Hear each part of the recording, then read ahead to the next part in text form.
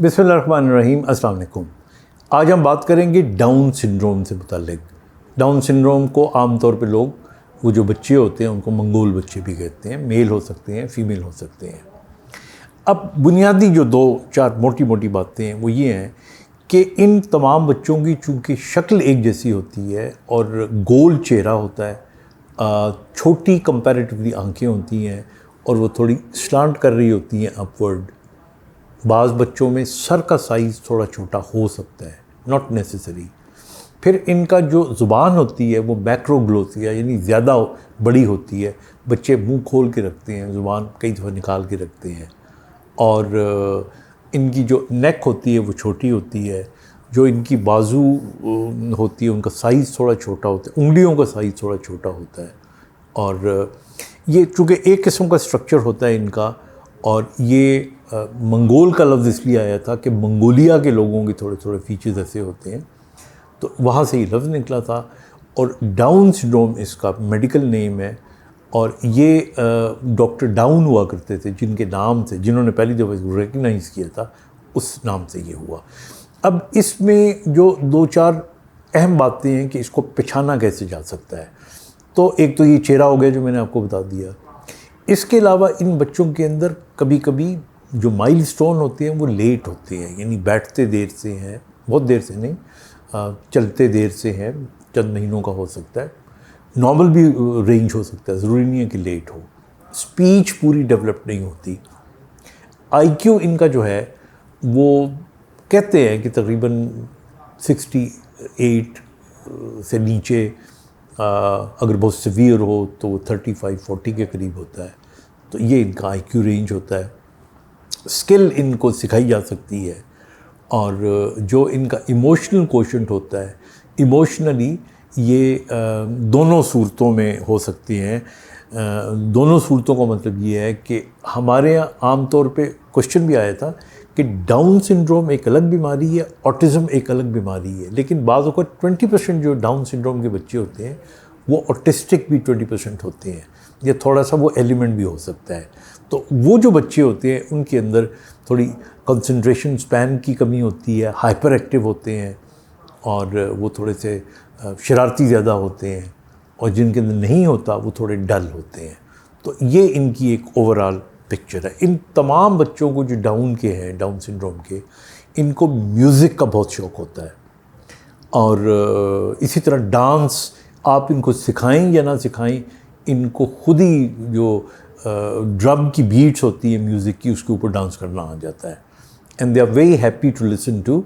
कव्वाली हो गई या दूसरे गाने हो गए, म्यूज़िक हो गए, उस पर ये मगन रहते हैं। फिर इसके अलावा ये मैं आपको अपनी क्लिनिकल प्रैक्टिस की मिसाल दे रहा हूँ, because we are linked with so many, और पिछले 35-40 सालों से हम इन्वॉल्व हैं, अपने डिपार्टमेंट में भी हम करते रहे हैं। इन बच्चों को कलरफुल जो रंग होते हैं अच्छे, वो पसंद हैं। इनको साफ़ लोग पसंद हैं, अच्छे चेहरे इनको पसंद हैं, इखलाक वाले लोग इनको पसंद हैं। तो इनकी बड़ी नफीस आदतें होती हैं। अब होता ये हमारे यहाँ कि जब इनकी हम बहाली का कारोबार या काम शुरू करते हैं, तो उस बहाली के अंदर हम बाज़ औक़ात ये होता है कि जो हमारे मुलाजिम होते हैं वो इनसे छेड़खानी करते हैं, इनसे ऐसी बातें करेंगे ताकि कोई शुगल पैदा हो। उससे इनमें बदतमीज़ी आ जाती है, गुस्सा आ जाता है, रैश आ जाता है। तो एक तो इस चीज़ को अवॉइड करना चाहिए। फिर दूसरा ये है कि इनकी ज़िंदगी के अंदर वेरी इम्पॉर्टेंट कि एक डिसिप्लिन होना चाहिए। यानी आप कोशिश करें कि सुबह अगर उठना है तो वक्त पे उठें, अगर स्कूल जाना है या नहीं जाना तो उस वक्त पे ये काम करें, इस वक्त पे ये खाना खाएं, इस वक्त पे सैर करें। तो ये बड़ा इम्पोर्टेंट है। फिर जो इनमें से थोड़े लेज़ी होते हैं उनका पेट बाहर निकल आता है, और बाज़ औक़ात कंधे भी थोड़े से स्टूप कर जाते हैं। तो ये भी सही नहीं है। तो ग़िज़ा के अंदर आप इनको मीठा कम दें, और जो कार्बोहाइड्रेट्स होते हैं यानी चावल हो गया, इस किस्म की चीज़ें, समोसे, पकोड़े, जंक फूड हो गया, ये मोटापा करता है। फिर इसी तरह इनकी एक्सरसाइज आप रखें। और एक और बात मैं बताऊं कि इनको टूथपेस्ट का इस्तेमाल ज़रूर करना चाहिए, क्योंकि इनके यहाँ दांतों का भी अक्सर आप देखेंगे कि दांतों को कीड़ा लगा हुआ होता है। एक सवाल आप में से किसी ने पूछा था कि इन बच्चों का जो डायग्नोसिस है, क्या माँ के पेट में हो सकता है? आंसर ये है कि बिल्कुल हो सकता है।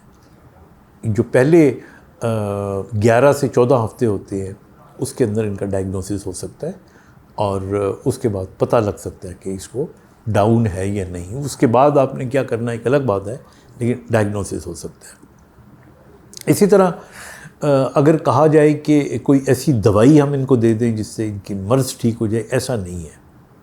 इनका बस ये जो बहाली है और जैसे मैंने पहले कहा रिहेबिलिटेशन है, डिसिप्लिन है, वो अगर आप सिखाएं तो ये इंडिपेंडेंट हद तक, हमें ये देखना होता है कि टॉयलेट ट्रेन हो जाते हैं, कपड़े बदल लें, खाना खा लें, घर से बाहर निकलें तो आ जाएं।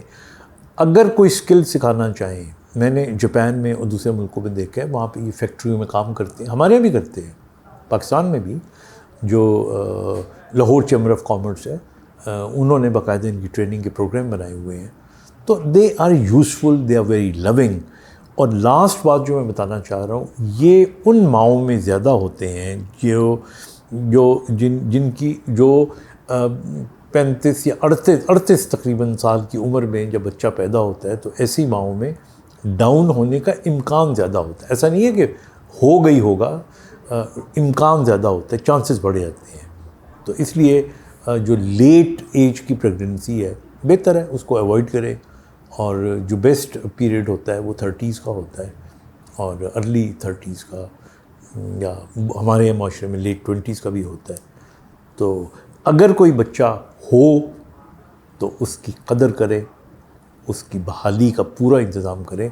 ये कभी भी आपके लिए तकलीफ़ देह नहीं होगा, बल्कि आपके लिए ये बरकत का बाइस बनेगा। अपना ख्याल रखिएगा। खुदा हाफिज़।